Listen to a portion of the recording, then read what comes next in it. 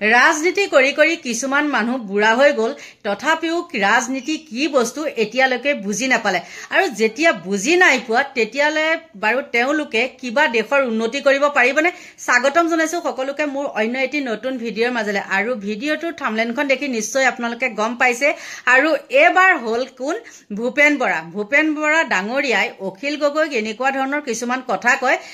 কৈছে কি বোলে হেৰি হিমন্ত বিশ্ব শৰ্মাৰ মানে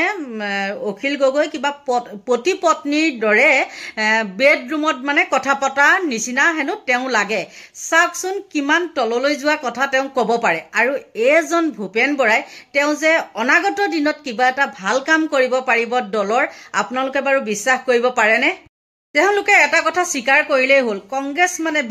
বিজেপি মানে কংগ্ৰেছ হে কংগ্ৰেছীখিনি আহি পেলাইহে বিজেপিত হ'লহি হয় না নহয় গতিকে ন বিজেপি বুলি কক ন বিজেপি আমাৰ দলটো বুলি তেনেকে ক'লেহে ভাল লাগে আৰু ভূপেন বৰাই এনে সেইখন চালে বেৰে কুবাই কিবা লাভ আছেনে আৰু তেওঁ মতে মানে কি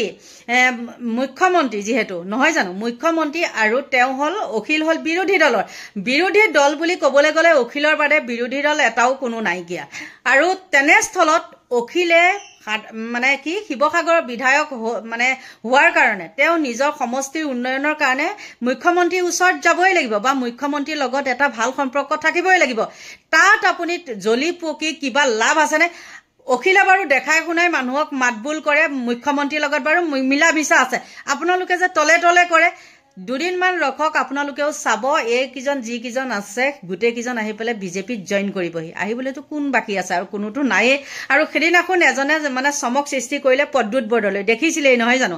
যিটো তেওঁ কুবত মানে একদম অখিলক গালি পাৰি কৰি মেলে আহিলে অহাৰ পিছত কি হ'ল মনে মনে আকৌ অৰ্কিড পাৰ্কত লগ কৰিবলৈ গৈছিলে তাৰ মানে কি বুজাই বাৰু আপোনালোকে নিজে বুজি লওক আৰু এতিয়া মই কওঁ শুনক সুবিধা অসুবিধা সকলোৰে আছে বিপদে আপদে সকলোকে লাগিব আমি ৰাজনীতি কৰিছো বুলিয়েই ইটোৱে সিটো কংগ্ৰেছে বিজেপিয়ে কংগ্ৰেছক বৰ দুটা দলৰ ভিতৰতে কথা কৈছো দেই মাৰপিট কৰি কিবা কৰি লাভ আছেনে আমাৰ মানে সাধাৰণ মানুহখিনিৰ মাজত সেইটো বিভেদ সৃষ্টি কৰে আৰু তেওঁলোকে নিজে কি কৰে এখন টেবুলতে এখন কাঁহীতে ভাত খোৱা কৰি আৰম্ভ কৰে আৰু কিন্তু বিপদ হয় কাৰ আমাৰ সাধাৰণ জনতাখিনিয়ে সেইখিনি কথাকে বুজি নাপাই পেলাই কি কৰে মানে মাৰপিটলৈকে হৈ যায় বহুত ডাঙৰ ঘটনা কিছুমান হৈ যায় আৰু আপোনালোকে নিজে দেখিছে সেইদিনাখন এজন ল'ৰা যে জয়ন্ত মল্লবৰ লগতে নিৰ্বাচনী প্ৰচাৰ তাহতে হেৰি আছিলে বৰপেটাৰ আছিলে নেকি কি পিন্টু ৰয় নে কি ৰয় নহয়নে সেই ল'ৰাটোক কেনেকৈ মাৰপিট কৰিলে আপোনালোকে নিজে কওকচোন গতিকে সেইবিলাক নিজৰ ভিতৰতে মাৰপিট লাগি কিবা লাভ আছে জানো তেওঁলোক কিন্তু সকলোখিনি একেলগে হৈ থাকে আৰু এক মুঠিত থাকে আৰু আমাৰ সাধাৰণ জনতাখিনি কি হয় মানে হেৰি হয় মাথা নষ্ট হয় আৰু তাৰ ফলত মানে ইটোৱে সিটোক দেখিব নোৱাৰে আজি গাঁওবিলাকতো আৰু সাংঘাতিক গম পাইছে বহুত সাংঘাতিক সেইবিলাক আমিও ভুক্তভোগী পাই আহিছো গতিকে বিৰোধী দলৰ হ'ল বুলিয়ে কোনোবাই কাবাক যে সহায় নকৰিব কিবা নকৰিব সেইটো কোনো মানে নাই আজি হিমন্ত বিশ্ব শৰ্মাৰ কিবা এটা হওক অখিল দৌৰ মাৰি যাব কিন্তু বা অখিলৰ কিবা এটা হওক হিমন্ত বিশ্ব শৰ্মা দৌৰ মাৰি যাব অখিল জেলত থাকোঁতেও দেখিছে তেওঁ বিৰোধী দল হিমন্ত বিশ্ব শৰ্মা কিন্তু তথাপিও তেওঁ মাতৃ খবৰ লৈ আহিলে সেইটোহে কিন্তু মানৱতা সেইটো চাব যিমানে গালি চালি নাপাৰক কিয় হিমন্ত মামাক যিমানে যি নকৰক কিছুমান সৰু কামে মানে হিমন্ত বিশ্ব শৰ্মাক মহান কৰি তোলে আৰু মানুহ তেওঁৰ প্ৰতি মানে আকৰ্ষণ হয় গতিকে এনে মানে এখন ঢাক ঢোল বজাই থাকি লাভ নাই তেওঁলোকে নিজৰ স্বাৰ্থৰ কাৰণে বা কিছুমানে দেশৰ স্বাৰ্থৰ কাৰণে কিছুমানে ব্যক্তিগত স্বাৰ্থৰ কাৰণে ইয়াত মানে লাগিছে এইটো যে কৈছো ভূপেন বৰা কথাকে কৈছো ভূপেন বৰা ডাঙৰীয়াক আপোনালোকে যিমানে বিশ্বাস নকৰক যিমানে যি নকৰক কেইদিনমানৰ পিছত চাব তেওঁ একদম আহি পেলাই হয়তো বেলেগ দলটো খুলিব নোৱাৰে তেওঁ হিমন্ত বিশ্ব শৰ্মাৰ লগতে যাব লাগিব আৰু এজন পদ্মুত বৰদলৈ যাওঁ হৈয়ে আছে মাত্ৰ সুবিধাটো পোৱা নাই সিমানে ক'লো গতিকে তেওঁলোকৰ মাজতে এইবিলাক লাগি কৰি এই অখিলক মানে গালি পৰা কিবাক গালি পৰা অখিলক যিমানে গালি নাপাৰক যিমানে যি নকৰক মই অখিলৰ সভাৰ এখন মানে হেৰি দেখাম আপোনালোকক চাব মিটিং এখনৰ মানে পৰিৱেশটো দেখাম চাব আপোনালোকে আৰু কওঁ শুনক এতিয়াই এই কংগ্ৰেছ চৰকাৰ বিজেপি চৰকাৰ এজেপি চৰকাৰ এইবিলাক ইয়াত এতিয়াহে হৈছে বুলি ভাবিছে নেকি আজিৰ পৰা 37-38 বছৰৰ আগতেও মানে হৈছিলে তেতিয়া আজিৰ পৰা 30-31 বছৰ আগতেও বিৰোধী দল আছিল নহয় জানো তেতিয়া অটল বিহাৰী বাজপেয়ী আছিল আৰু ইফালে ৰাজীৱ গান্ধী আছিল আৰু মই আজি ভিডিঅ'টো দিয়াৰ কাৰণ এইটোৱে আপোনালোকৰ মানে এটো কবলৈ বিচাৰিছো যে এতিয়া ৰাজনীতিৰ ক্ষেত্ৰখনত ইমান জঘন্য হৈছে ইটোৱে হিটু মানে পত্নীৰ কথা কয় হিটুৱে হিটুৰ পত্নীৰ কথা কয় এইবিলাক হৈছে ন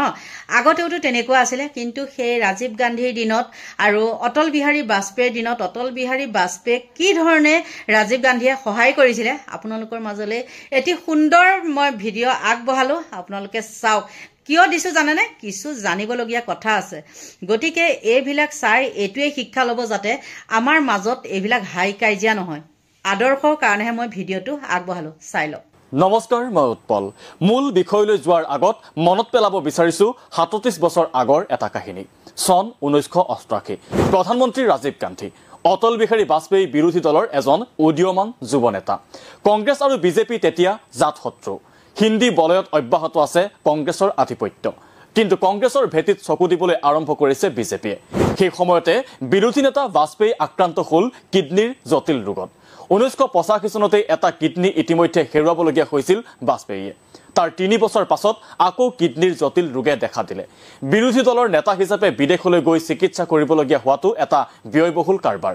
অটল বিহাৰী বাজপেয়ী দুচিন্তাত পৰিল সেই সময়ত কেনেবাকৈ খবৰটো কাণত পৰিল প্ৰধানমন্ত্ৰী ৰাজীৱ গান্ধীৰ প্ৰধানমন্ত্ৰী ৰাজীৱ গান্ধীয়ে সিদ্ধান্ত ললে বাজপেয়ীয়ে চিকিৎসা আমেৰিকাত কৰোৱা উচিত এদিন বাজপেয়ীক প্ৰধানমন্ত্ৰীয়ে মাতি পঠিয়ালে কলে যে নিউয়ৰ্কলৈ যাবলগীয়া প্ৰতিনিধি দল এটাত তেওঁ বাজপেয়ীক অন্তৰ্ভুক্ত কৰিব বিচাৰিছে যাতে আমেৰিকালৈ গৈ তেওঁ কিডনি ৰোগৰ চিকিৎসা কৰাব পাৰে সেইমতে বাজপেয়ী চৰকাৰী প্ৰতিনিধি হৈ আমেৰিকালৈ গল সঠিক চিকিৎসা কৰাই সুস্থ হৈ দেশলৈ উভতিল বাজপেয়ী 10 বছৰ পাছত যেতিয়া পুনৰ চেকআপৰ বাবে অটল বিহাৰী বাজপেয়ী আমেৰিকালৈ গল তেতিয়া তেওঁ দেশৰ প্ৰধানমন্ত্ৰী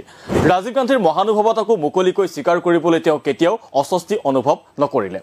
এয়াই হল ভাৰতীয় ৰাজনীতিৰ ঐতিহ্যপূৰ্ণ পৰম্পৰা ৰাজনৈতিক বাদ বিবাদে কেতিয়াও স্থান পোৱা নাছিল ব্যক্তিগত সম্পৰ্কত ৰাজনৈতিক শত্ৰুতা কেতিয়াও ব্যক্তিগত শত্ৰুতাত পৰিণত হোৱা নাছিল কিন্তু সময় এতিয়া সলনি হল ৰাজনৈতিক বিবাদক ব্যক্তিগত কাজিয়াৰ ৰূপ দিবলৈ কোনেও কুণ্ঠাবোধ নকৰা হল এনে এক প্ৰদূষিত ৰাজনৈতিক পৰিৱেশত ৰাজীৱ গান্ধী আৰু অটল বিহাৰী বাজপেয়ীৰ কাহিনী মনত পেলাবলগীয়া হল এটা বিশেষ কাৰণত প্ৰদেশ কংগ্ৰেছৰ সভাপতি ভূপেন বৰাৰ এটা মন্তব্যই ৰাজীৱ গান্ধী আৰু বাজপেয়ীৰ প্ৰসংগ আকৌ প্ৰাসংগিক কৰি তুলিছে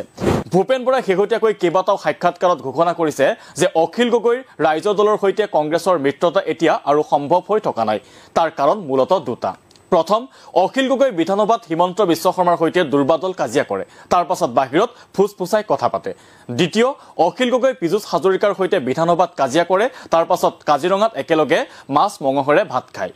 দুটা বিৰোধী দলৰ মাজত নিৰ্বাচন কেন্দ্ৰিক মিত্ৰতা নোহোৱাৰ কাৰণ যদি এয়াই হয় তেনেহলে ক'ব লাগিব যে কংগ্ৰেছে ৰাজনৈতিক সৌজন্যতাও পাহৰিবলৈ আৰম্ভ কৰিছে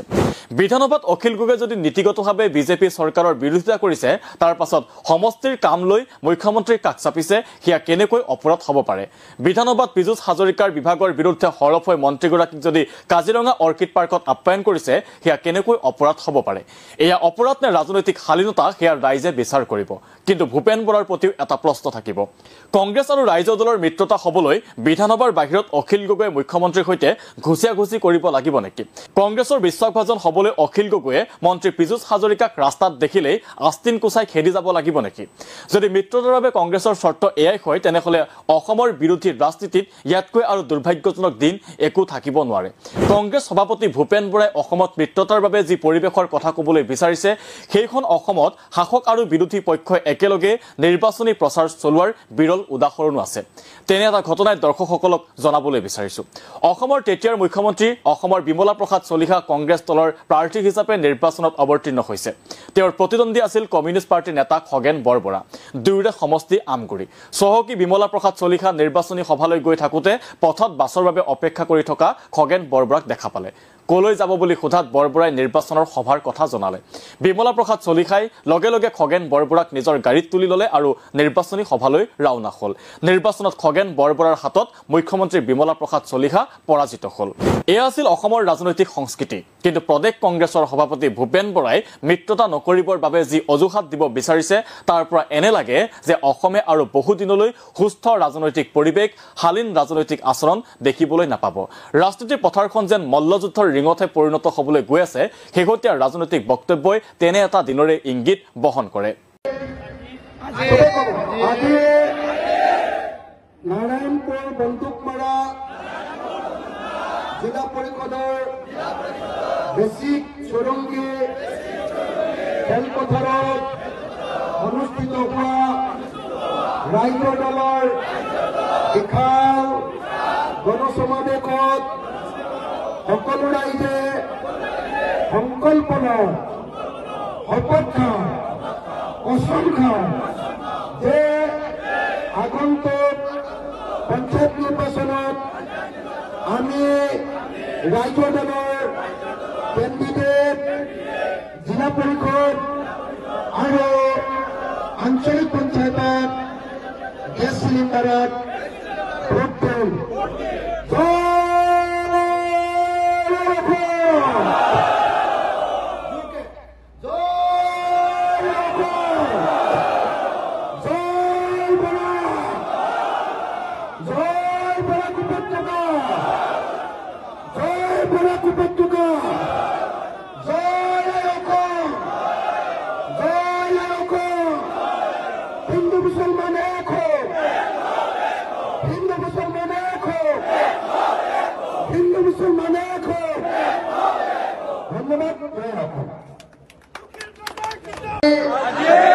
আলগাপুৰ বজাৰত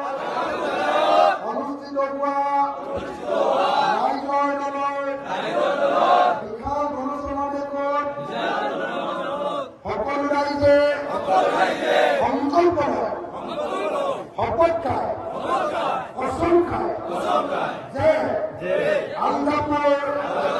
কাঞ্চনপুৰ জিলা পৰিষদত ৰাইজৰ দলৰ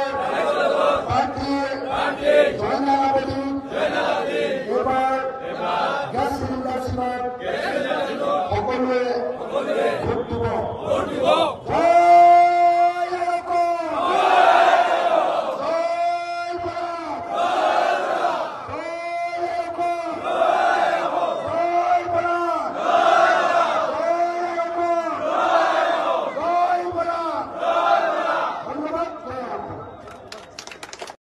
নিশ্চয় সুন্দৰ ভিডিঅ'টো আপোনালোকে দেখিলে নহয়নে? দেখাৰ পাছত বাৰু আপোনালোকৰ নিজৰে মনটো ভাল লগা নাইনে কওকচোন? কিন্তু সেই দিন আৰু আজিৰ দিন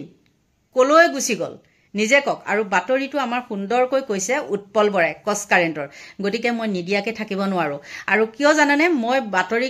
যিবিলাক মই বাতৰিত দিওঁ আপোনালোকৰ আগলৈ, সেইবিলাক বাতৰিত নিশ্চয় কিবা নহয় কিবা এটা শিকিবলগীয়া বস্তু থাকে। আৰু সেইটো কাৰণেহে মই আপোনালোকৰ ওচৰত উপস্থাপন কৰিবলৈ বিচাৰোঁ। আৰু যদি ভুল হৈছে ক্ষমা কৰিব দেই। আৰু বেছিকৈ কৈ নাথাকোঁ, সময়ো হৈ গ'ল, মহে আগুৰি ধৰিছে জানেনে? আমাৰ ইয়াত বহুত মহ, বতাহ বৰষুণ দিলে গুৱাহাটীখন মহেই মহ। গতিকে সকলোকে ভগৱানে ভালে কুশলে ৰাখক, দীৰ্ঘায়ু কামনা কৰিছোঁ। আৰু মোৰ সৰু ভিডিঅ'টো ইমানতে সামৰণি মাৰিছোঁ। Bye bye.